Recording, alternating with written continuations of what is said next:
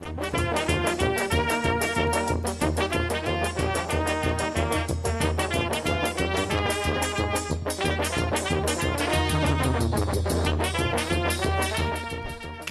Rouverol, François, Rosette Garcia, Vacfapuis, Marielle Salté-Boisson, Mireille Pluffard, Jean-Paul Pascal, c'est la voix au chapitre.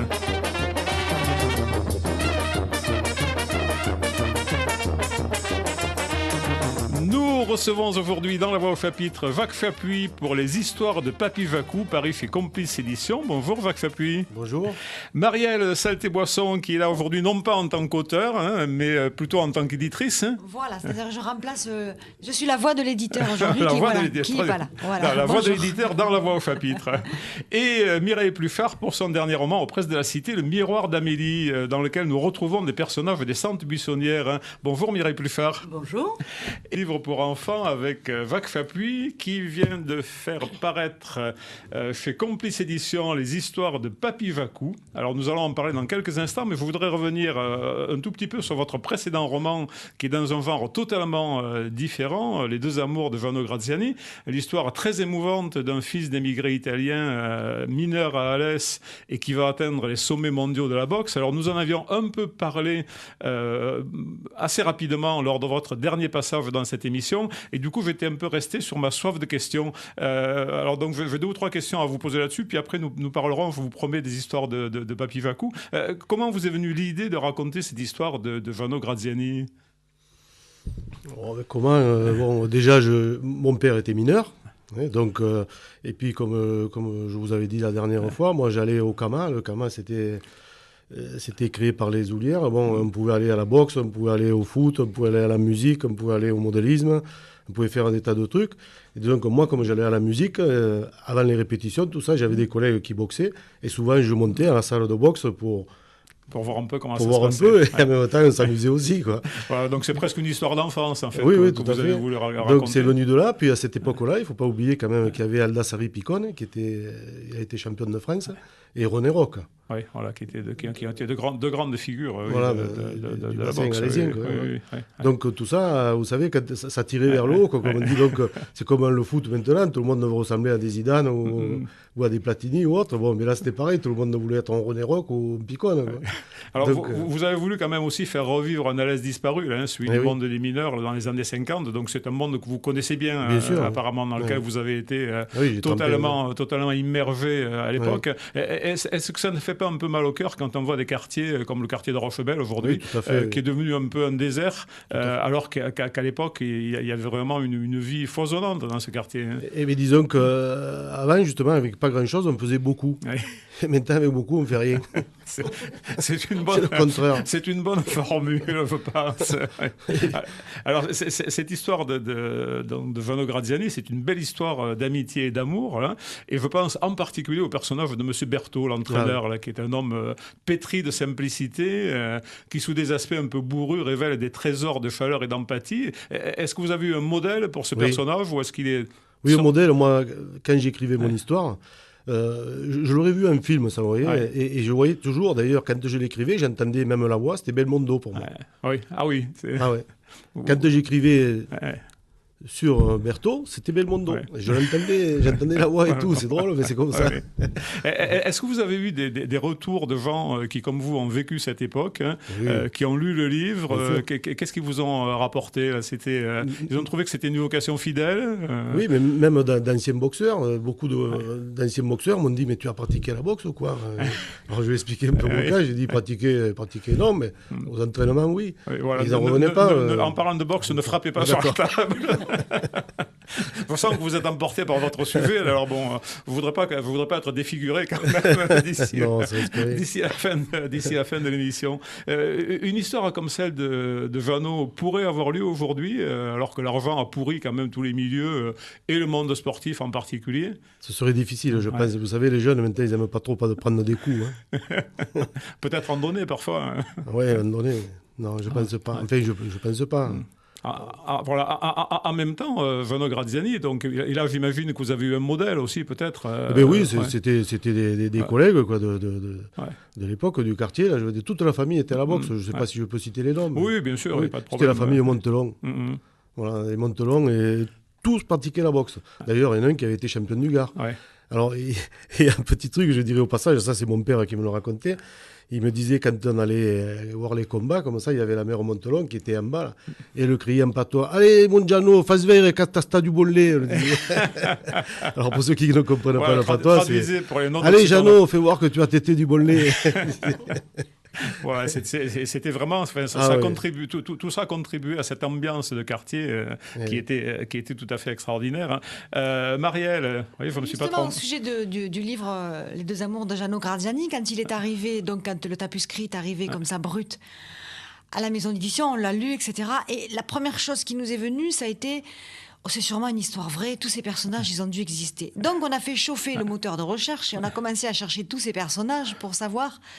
Parce que la façon dont Jacques écrit, c'est un conteur avant tout. Il a donné une telle réalité, une telle épaisseur à ces personnages et à leurs relations qu'on était persuadé que c'était simplement la retranscription tout à fait banale des tranches de vie. Et que ce Giano avait existé. Finalement, ce Giano, on n'a pas fini de nos recherches, on a fini par téléphoner par contre à Jacques, on lui a posé la question, on lui a dit est-ce qu'il existe, ton Giano Graziani, est-ce que ces personnages-là existent? Et donc il nous a raconté après ce qu'il vient de nous expliquer ici. Mais c'est vrai que sur le moment, on a vraiment cru que c'était une tranche de vie, quoi. Oui, parce qu'en plus, ça colle tout à fait à votre style, qui est un style qui est très simple, très dépouillé. Il n'y a pas d'effet de manche, il n'y a pas d'effet de style. Et voilà, je trouve que ce style colle parfaitement à la psychologie des personnages, qui sont aussi des gens simples, pas compliqués. Bon, et Giano Graziani, à un moment, il va se trouver dans un monde qui est peut-être un peu trop compliqué, finalement. Pour lui. Et du coup, il va un peu redescendre de son piédestal et finir finalement comme finissent souvent les anciens boxeurs, entraîneurs. Disons qu'il va remplacer M. Berthaud plus tard. Voilà, oui. Alors j'avais laissé la fin un peu comme ça parce que je me disais toujours pour lui donner peut-être une suite. Mais bon, après j'en ai parlé avec Gérard et Marielle, ils m'ont dit un livre comme ça, il ne faut pas faire la suite tout de suite, quoi. Il faut attendre encore un peu. Donc pour ça que derrière j'ai fait l'histoire de Papy Jacou et là je suis sur 2 autres, quoi. Ah, voilà, laissez languir le lecteur un peu. Peut-être. Je vois Mireille Pluffert qui approuve, mais avec votre rythme de production, Mireille, vous ne laissez pas languir le lecteur. Hein. J'espère, mais pourtant, c'est le retour que j'ai. Pas encore un nouveau livre.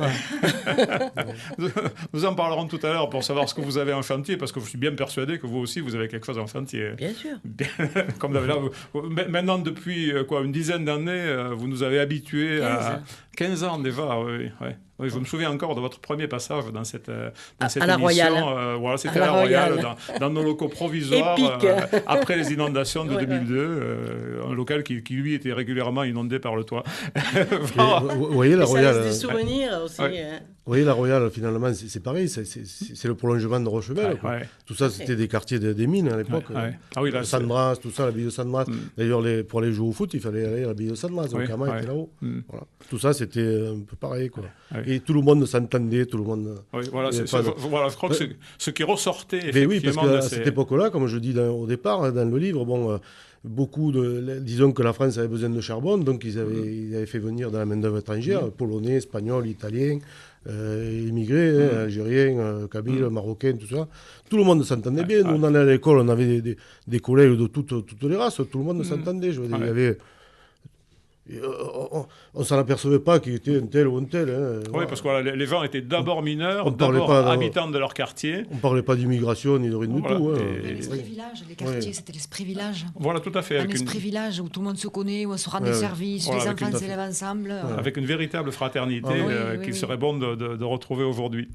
J'en reviens donc à votre dernière production quand même, puisque c'est pour parler des histoires de Papy Jacou que vous êtes là. Alors là, c'est destiné aux petits-enfants des contemporains de Vano Graziani, ces histoires de Papy Jacou, donc qui sont parues également chez Complice Éditions. On aura bien compris que le Papy Jacou en question n'est pas très éloigné d'un certain Jacques Chapuis. Alors je suppose que vous pratiquez avec allégresse l'art d'être grand-père. Ça, comment est-ce qu'on peut définir cette relation bien particulière qu'on peut avoir avec ses petits-enfants ? Eh bien, comment en particulier? Qui est une relation qui n'est pas une relation comme la relation de parents qu'on a pu avoir auparavant, qui est faite à la fois d'amour, d'éducation. L'éducation, voilà. Mais en même temps, nous, on n'est pas là pour les éduquer, c'est plutôt les parents qui sont là pour leur donner l'éducation. Alors, disons, de complément d'éducation. Voilà. Complément d'éducation, mais moi j'ai, à mes petits-enfants, parce que j'ai un petit-fils, Quentin, et une petite-fille, Pauline. Donc, à tous les deux, maintenant, Quentin a 13 ans et Pauline a 8 ans. Donc, mais je veux dire, de tout petit, Quentin, parce que pendant les vacances scolaires ou le mardi soir, on les avait à la maison à coucher. Donc, tantôt moi, tantôt ma femme, on leur racontait une histoire. Puis, moi, des fois, comme ça, j'improvisais. Par exemple, l'Andolphi, je l'ai créé comme ça. Et de mardi à mardi, le soir, il me disait, papy, un peu plus. Donc, j'improvisais un peu plus. Puis, un jour, je me suis dit, bon, tu vas plus t'en rappeler, tu vas le mettre par écrit. Donc j'ai commencé comme ça. Puis après, Pauline est née, donc j'ai fait la petite fille et le papillon, etc.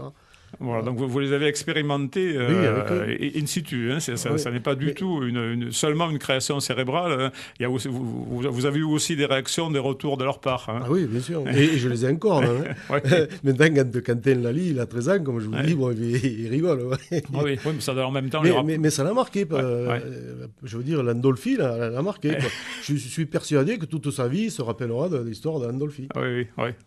Qui est une belle histoire. C'est une de mes histoires préférées. Donc avec ces 6 histoires courtes, là, vous nous plongez à la fois dans l'imaginaire et dans le quotidien, mais ce qui est intéressant, c'est que c'est un quotidien qui est vu par les yeux de jeunes enfants. Alors la question que je me pose, c'est comment, à votre âge, même s'il n'est pas encore 3e ou 4e, comment, à votre âge, arrive-t-on à appréhender le monde avec un regard d'enfant? Est-ce que ce sont de vieux souvenirs d'enfance qui remontent, ou c'est justement cette relation avec les enfants d'aujourd'hui, avec vos petits-enfants? Mais les deux, déjà, j'aimerais de revenir enfant. Vous aussi? Donc c'est pas tout seul, alors. Tout ce que je sais. Puis, moi, je trouve qu'il n'y a rien de plus beau, d'ailleurs, je le dis, derrière, de faire rêver les enfants. Ouais. On voit devant un arbre de Noël, devant un sapin, là, ils sont là. L'autre jour, je suis allé lire l'histoire de la petite fille, le papillon, à l'école de mon village. Il y avait la classe du CP, de CE1 et CE2. Ils étaient là, il y avait une 50aine d'enfants. Ils étaient assis, vous aurez entendu une mouche voler, c'est incroyable. Puis après, ils m'ont posé des tas de questions. Et ce qui est marrant, après, un des instituteurs leur a dit, parce que là, je fais en même temps une leçon, d'écologie, en même temps dans le livre, surtout dans l'histoire de la petite fille et le papillon. Et bien, alors l'instituteur leur dit, alors, en ce moment, quels sont les légumes et fruits que l'on peut manger? Alors, ils étaient là, puis il y en a un qui a dit, des fraises. Alors l'instituteur a dit, non, pas des fraises maintenant, non. À un moment donné, il a dit des carottes, c'est bien. Des cerises. Ah non, alors l'instituteur a dit, écoute, à la récréation, tu iras monter sur l'arbre, tu me ramèneras des cerises. Et après, il y en a un qui m'a même dit des pâtes. C'est marrant, les enfants. Mais finalement, après, quand ces enfants sont partis, comme je disais aux estis, ils n'ont pas tout à fait tort. Parce que si vous amenez tous ces petits dans des grandes surfaces, effectivement, vous trouvez toutes sortes de légumes et de fruits. Donc finalement, ils n'ont pas tort. Oui, tout à fait. Ouais. Vous avez ce genre de réaction, vous êtes, quand vous lisez aussi avec des enfants? Non, pas ce type de réaction. Quelquefois, ils veulent nous interrompre la lecture pour dire qu'est-ce que ça veut dire ce mot, on ne comprend pas. Mais on passe, parce qu'il faut qu'ils le comprennent par eux-mêmes. Oui, voilà. Vous les laissez travailler, faire leur travail faire leur travail de lecteur. Alors, votre première histoire, donc, dans cet ouvrage, les histoires de Papy Jacou, vous en parliez, donc, en cette semaine post-COP21, elle conduit à une réflexion, effectivement, sur le respect et la protection de la nature, et celles qui suivent apportent tout un enseignement de la vie, qu'il soit moral ou pratique. Alors, tout cela respire un peu les leçons de choses. Alors pour nos auditeurs de moins de 70 ans, la leçon de choses des écoles primaires de notre enfance était l'enseignement scientifique et pratique de l'époque à l'école primaire. Tout cela donc rappelle les leçons de choses et aussi les maximes morales dispensées chaque jour par l'enseignant. C'est aussi une remontée de vos souvenirs d'enfance. Oui, tout à fait. Moi, j'en parlais avec les estis, je trouve que tout ça s'est perdu, c'est dommage. L'autre jour, on était à table aux infos, ils se sont mis à parler de plus en plus de parents mettaient les écouteurs aux enfants dans les oreilles pour les faire dormir. Ouais, j'ai bondi de ma chaise. J'ai dit, c'est terrible. Alors, le livre n'était pas encore sorti. Je disais à ma femme, vite, il faut qu'il sorte. Il vaut mieux leur lire une petite histoire. Souvent les enfants. Et oui. Et le lendemain, comme par hasard, j'étais en voiture, et au poste, quoi. Disons qu'il y a un médecin qui parlait, il disait, mais c'est terrible. Il disait, vous vous rendez compte, ce qui va se passer, c'est que les enfants, en grandissant, bien sûr, ils vont conserver les écouteurs dans les oreilles, bien sûr. Mais c'est eux qui vont monter de plus en plus le son dans ces oreilles. Et à partir de 16 ou 17 ans, on va s'apercevoir qu'il y a des problèmes auditifs.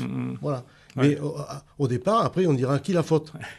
Et oui, nous sommes en train de former un peu une génération de sourds. Là. Exactement.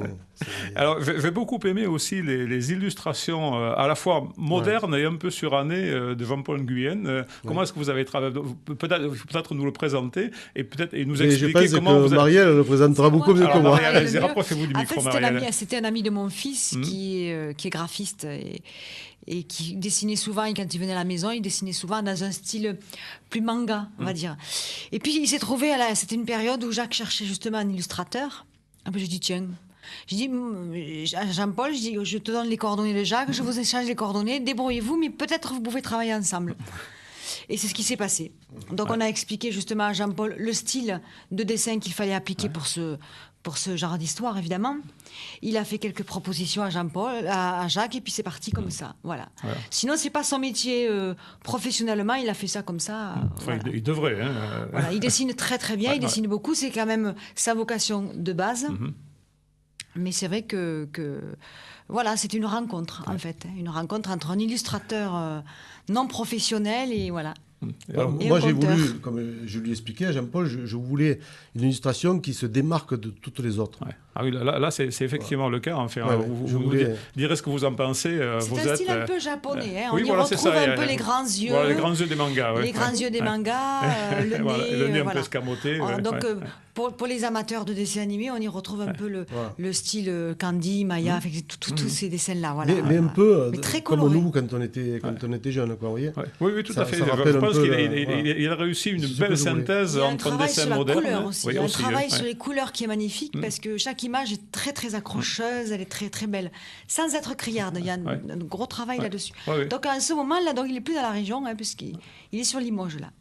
C'est dommage. Gardez-le aux éditions, à Complice Éditions. Mais éventuellement, si quelqu'un cherche une illustration, il peut s'adresser à nous et on pourra donner ses coordonnées. Voilà. Pour terminer, Jacques Chapuis, je vous propose de nous lire un tout petit extrait de l'histoire de Landolphi, précisément. Alors, c'est un Landolphi qui n'a rien à voir avec celui qui a été popularisé par la trilogie marseillaise de Marcel Pagnol. Je peux demander quelque chose? Bien sûr. Si cette dame, vous pouvez la lire, ça serait merveilleux. Parce que quand je vous ai entendu lire, franchement, c'est un régal. Donc, je pense que vous allez... On n'a pas préparé le texte avant. Je pense que vous la lirez beaucoup mieux que moi. Toute la page? Oui. Le papé, avec ses 80 ans bien sonnés, avait écouté leur histoire. Il leur expliqua. « Mes petits, ne cherchez pas à comprendre. Celui qui vous a sauvés en vous ramenant ici n'est autre que Landolphi. » Il leur raconta un peu la vie de Landolphi. Un vieux berger qui vivait sur les hauts plateaux aurait trouvé ce petit garçon sûrement abandonné par des gens de passage. Dans sa poche, un papier portant sa date de naissance et un prénom, Andolphi. Le vieil homme l'éleva tant bien que mal, et avant de mourir, il lui aurait transmis le secret. Dans leur petite tête, le frère et la sœur se disaient « Où serions-nous maintenant ? Heureusement que nous avons rencontré Landolphi. Pourquoi ne nous a-t-il pas dit qui il était ? On n'a même pas pu lui dire merci. » Quelque part, ils avaient un peu honte. Mais comment pouvaient-ils deviner que cette lueur blanche était Landolphi ? Cette lueur qui filait devant eux pour leur tracer le chemin et qui les avait menés jusqu'à cette ferme. Combien d'enfants, d'adultes, peut-être même d'animaux a-t-il pu sauver ? Allez savoir. En effet, toutes ces questions restaient sans réponse. D'autres avaient eu certainement avant eux les mêmes pensées et s'étaient certainement posé les mêmes questions. Mais qui pouvait bien être cet Andolphi ? Le mystère restera entier. Merci. Enfin. Merci beaucoup, Vosette, pour cette lecture. C'est un pour aujourd'hui. Merci à François, qui était à la technique, et aussi à Cathy, qui est partie en cours de route. Merci à Vosette Garcia de l'association Graines de Lyre, à Vach Chapuis pour les histoires de Papy Vacou, à Marielle Salté-Boisson, sa coéditrice, qui est venue l'accompagner et le soutenir et qui nous a dit peut-être un mot aussi. On n'a pas tellement parlé finalement de Complice Édition. Qu'est-ce que vous avez en chantier en ce moment, Marielle? Alors, Complice Édition en ce moment a pas mal de chantiers, mais je pense que le prochain livre sortira maintenant début de printemps. Voilà. Donc on compte sur vous pour nous faire. On peut dire, en parler un tout petit peu. Oui, le prochain livre est un livre qui reflètera un reportage qu'il y avait eu dans l'émission Envoyé spécial sur France 2. C'était une carte blanche qui avait été donnée à l'actrice Alexandra Lamy pour un reportage sur une maman et son fils malades, dans la catégorie des maladies rares et des maladies génétiques très rares. Donc la maman a décidé d'en faire un livre et ils travaillent ensemble en ce moment pour essayer de terminer ça pour le printemps. Voilà. En tout cas, tout à l'heure, nous parlions des presses de la Cité, mais je crois que c'est important aussi de parler de tous ces petits éditeurs là, qui fonctionnent, qui ont beaucoup de courage. On se bagarre. Voilà, il faut vraiment pour sortir la tête de l'eau. Voilà, il faut vraiment se bagarrer. Je crois qu'on dans la région de l'Est, nous en avons un certain nombre. Je crois qu'il faut vraiment les remercier et les encourager en lisant les livres de leurs auteurs. Voilà. Je n'ai oublié personne. Merci à Marielle, merci à Vosette, merci à Mireille Plufer, et puis merci surtout à tous les auditeurs qui nous écoutent. Nous nous retrouvons le mois prochain, que dis-je, l'année prochaine, deuxième lundi de janvier. Nous serons le 11, si je ne m'abuse. Et d'ici là, pour Noël, offrez des livres. Au revoir à tous. Merci.